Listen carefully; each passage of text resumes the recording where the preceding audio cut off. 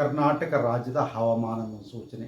ನಾನು CS ಪಾಟೀಲ್, ವಿಜ್ಞಾನಿ, ಹವಾಮಾನ ಕೇಂದ್ರ, ಬೆಂಗಳೂರು. ನಾನು ಮುಂದಿನ 7 ದಿನಗಳವರೆಗೆ ಕರ್ನಾಟಕ ರಾಜ್ಯದ ಹವಾಮಾನದ ಮುನ್ಸೂಚನೆಯನ್ನು ಸಂಕ್ಷಿಪ್ತವಾಗಿ ವಿವರಿಸುತ್ತೇನೆ. ಇಂದು ಕರ್ನಾಟಕ ರಾಜ್ಯಾದ್ಯಂತ ಒಣ ಹವೆ ಮುಂದುವರೆದಿದೆ.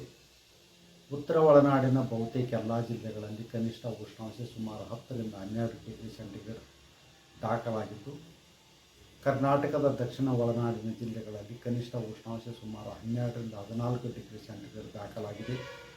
ಕರಾವಳಿ ಜಿಲ್ಲೆಗಳಲ್ಲಿ ಕನಿಷ್ಠ ಉಷ್ಣಾಂಶ ಸುಮಾರು 19 ರಿಂದ 20 ಡಿಗ್ರಿ ಸೆಂಟಿಗ್ರೇಡ್ ದಾಖಲಾಗಿದೆ.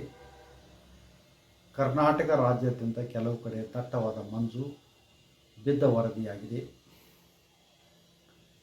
ಕರ್ನಾಟಕ ರಾಜ್ಯಾದ್ಯಂತ ಡಿಸೆಂಬರ್ 25 ರಿಂದ ಡಿಸೆಂಬರ್ 31ರವರೆಗೆ ಒಣ ಹವೆ ಮುಂದುವರಿಯುವ ಹೆಚ್ಚಿನ ಸಾಧ್ಯತೆ ಇದೆ. ಉತ್ತರ ಒಳನಾಡಿನ ಜಿಲ್ಲೆಗಳಲ್ಲಿ ಕನಿಷ್ಠ ಉಷ್ಣಾಂಶ ರಾತ್ರಿ ವೇಳೆಯಲ್ಲಿ 10 ರಿಂದ 12 ಡಿಗ್ರಿ ಸೆಂಟಿಗ್ರೇಡ್, ದಕ್ಷಿಣ ಒಳನಾಡಿನ ಜಿಲ್ಲೆಗಳಲ್ಲಿ ಕನಿಷ್ಠ ಉಷ್ಣಾಂಶ ಸುಮಾರು 12 ರಿಂದ 14 ಡಿಗ್ರಿ ಸೆಂಟಿಗ್ರೇಡ್ ಮುಂದುವರಿಯುವ ಹೆಚ್ಚಿನ ಸಾಧ್ಯತೆ ಇದೆ. ಬೆಂಗಳೂರಿನಲ್ಲಿ ಕನಿಷ್ಠ ಉಷ್ಣಾಂಶ ಸುಮಾರು 14 ರಿಂದ 15 ಡಿಗ್ರಿ ಸೆಂಟಿಗ್ರೇಡ್ ಮುಂದುವರಿಯುವ ಹೆಚ್ಚಿನ ಸಾಧ್ಯತೆ ಇದೆ. ರಾಜ್ಯದ ಕೆಲವು ಕಡೆ ದಟ್ಟವಾದ ಮಂಜು ಬೀಳುವ ಹೆಚ್ಚಿನ ಸಾಧ್ಯತೆ ಇದೆ. ಇನ್ನು ಮುಂದುವರೆದು ನಾನು ದಟ್ಟ ಮಂಜಿನ ಹಿಂದೆ ಯಾವ ಒಂದು ಭೌತಿಕ ತತ್ವ ಅಡಗಿದೆ ಅನ್ನೋದರ ಬಗ್ಗೆ ನಾನು ಮಾತನಾಡಲು ಇಚ್ಛಿಸುತ್ತೇನೆ. ಬೆಂಗಳೂರಿನ ಇತ್ತೀಚಿನ ಶೀತ ಮತ್ತು ದಟ್ಟವಾದ ಮಂಜು ಸಾರ್ವಜನಿಕರಲ್ಲಿ ಅಚ್ಚರಿಯನ್ನು ಮೂಡಿಸಿದೆ.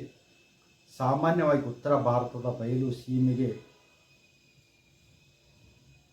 ಸೀಮಿತವೆಂದು ಭಾವಿಸಲಾದ ಇಂತಹ ಹವಾಮಾನ ಪರಿಸ್ಥಿತಿಗಳು ಉಷ್ಣವಲಯದ ನಗರವಾದ ಬೆಂಗಳೂರಿನಲ್ಲಿ ಕಾಣಿಸಿಕೊಳ್ಳುತ್ತಿರುವುದು ಹಲವು ಕುತೂಹಲಕಾರಿ ಪ್ರಶ್ನೆಗಳನ್ನು ಹುಟ್ಟುಹಾಕಿದೆ. ವಿಜ್ಞಾನಿಗಳ ದೃಷ್ಟಿಯಲ್ಲಿ ಈ ಬದಲಾವಣೆಗಳು ಯಾವುದೇ ಅಸಹಜ ವಿದ್ಯಮಾನಗಳಲ್ಲ. ಬದಲಾಗಿ ಇವು ವಾತಾವರಣದ ಮೂಲಭೂತ ಭೌತಶಾಸ್ತ್ರದ ನಿಯಮಗಳ ಸಹಜ ಮತ್ತು ನಿಖರ ಪರಿಣಾಮಗಳಾಗಿವೆ. ಹವಾಮಾನವು ಮೇಲ್ನೋಟಕ್ಕೆ ಅನಿರೀಕ್ಷಿತವೆಂದು ತೋರಿದರೂ ಅದು ಪ್ರಕೃತಿಯ ಭೌತಿಕ ತತ್ವಗಳನ್ನು ಚಾಚು ತಪ್ಪದೆ ಅನುಸರಿಸುತ್ತದೆ. ಬೆಂಗಳೂರು ನಗರವು ಡೆಕ್ಕನ್ ಪ್ರಸ್ಥಭೂಮಿಯಲ್ಲಿ ಸಮುದ್ರ ಮಟ್ಟದಿಂದ ಸುಮಾರು 900 ಮೀಟರ್ ಎತ್ತರದಲ್ಲಿ ಇದೆ. ಈ ಭೌಗೋಳಿಕ ಎತ್ತರವು ನಗರದ ಹವಾಮಾನವನ್ನು ರೂಪಿಸುವಲ್ಲಿ ಅತ್ಯಂತ ನಿರ್ಣಾಯಕ ಪಾತ್ರವನ್ನು ವಹಿಸುತ್ತದೆ. ಕರಾವಳಿ ನಗರಗಳಂತೆ ಇಲ್ಲಿ ಸಮುದ್ರದ ಹಿತಕರ ಮತ್ತು ಸ್ಥಿರ ಪ್ರಭಾವ ಇಲ್ಲದ ಕಾರಣ ಚಳಿಗಾಲದಲ್ಲಿ ಹಗಲು ರಾತ್ರಿಯ ತಾಪಮಾನದ ನಡುವೆ ಭಾರೀ ವ್ಯತ್ಯಾಸವಿದೆ. ಚಳಿಗಾಲದ ಸಮಯದಲ್ಲಿ ಆಕಾಶವು ಮೋಡ ರಹಿತವಾಗಿ ಸ್ವಚ್ಛವಾಗಿರುತ್ತದೆ. ಈ ವಿಶಿಷ್ಟ ಪರಿಸ್ಥಿತಿಗಳು ರಾತ್ರಿ ವೇಳೆಯಲ್ಲಿ ಭೂಮಿಯ ಮೇಲ್ಮೈ ತಂಪಾಗಲು ಪೂರಕವಾಗಿರುತ್ತದೆ. ಈ ಸಮಗ್ರ ಪ್ರಕ್ರಿಯೆಯಲ್ಲಿ ವಿಕಿರಣಾತ್ಮಕ ತಂಪಾಗುವಿಕೆ ಅಥವಾ ರೇಡಿಯೇಷನಲ್ ಕೂಲಿಂಗ್ ಅತ್ಯಂತ ಮುಖ್ಯವಾದುದು. ಸೂರ್ಯಾಸ್ತದ ನಂತರ ಭೂಮಿಯ ಮೇಲ್ಮೈ ತಾನು ಹಗಲಿನಲ್ಲಿ ಹೀರಿಕೊಂಡ ಶಾಖವನ್ನು ಅತಿಗೆಂಪು ಕಿರಣಗಳ ರೂಪದಲ್ಲಿ ವಾತಾವರಣದ ಮೂಲಕ ಬಾಹ್ಯಾಕಾಶಕ್ಕೆ ಹೊರಹಾಕುತ್ತದೆ. ಆಕಾಶವು ಮೋಡ ರಹಿತವಾಗಿದ್ದಾಗ ಈ ಉಷ್ಣತೆಯು ಯಾವುದೇ ಅಡೆತಡೆಯಿಲ್ಲದೆ ಹೊರ ಹೋಗುತ್ತದೆ. ಇದರಿಂದಾಗಿ ಭೂಮಿಯ ಮೇಲ್ಮೈ ತಾಪಮಾನವು ತೀವ್ರವಾಗಿ ಇಳಿಯುತ್ತದೆ. ಭೂಮಿಯು ಹೀಗೆ ತಂಪಾದಾಗ ಅದರ ಸಂಪರ್ಕದಲ್ಲಿರುವ ಗಾಳಿಯ ಪದರವು ಸಹ ತಂಪಾಗಿಸುತ್ತದೆ. ಮತ್ತೊಂದು ಸಂಕೀರ್ಣ ಭೌತಿಕ ಪ್ರಕ್ರಿಯೆ ಎಂದರೆ ತಾಪಮಾನದ ವಿಲೋಮ ಸ್ಥಿತಿ. ಸಾಮಾನ್ಯ ಪರಿಸ್ಥಿತಿಯಲ್ಲಿ ನಾವು ಎತ್ತರಕ್ಕೆ ಹೋದಂತೆಲ್ಲ ಗಾಳಿಯು ತಂಪಾಗುತ್ತಾ ಹೋಗುತ್ತದೆ.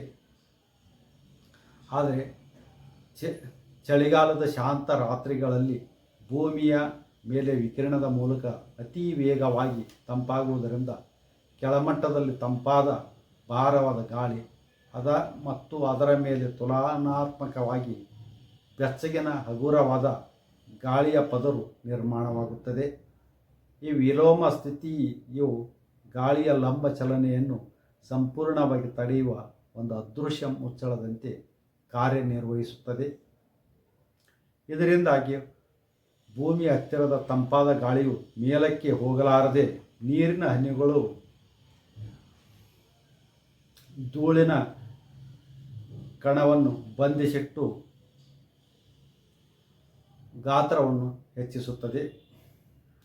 ಹೀಗೆ ನೀರಿನ ಹನಿಗಳ ಗಾತ್ರ ಹೆಚ್ಚಾದಂತೆಲ್ಲ ಗೋಚರತೆ ಅಂದರೆ ವಿಸಿಬಿಲಿಟಿ ಕಡಿಮೆ ಆಗುತ್ತಾ ಹೋಗುತ್ತದೆ.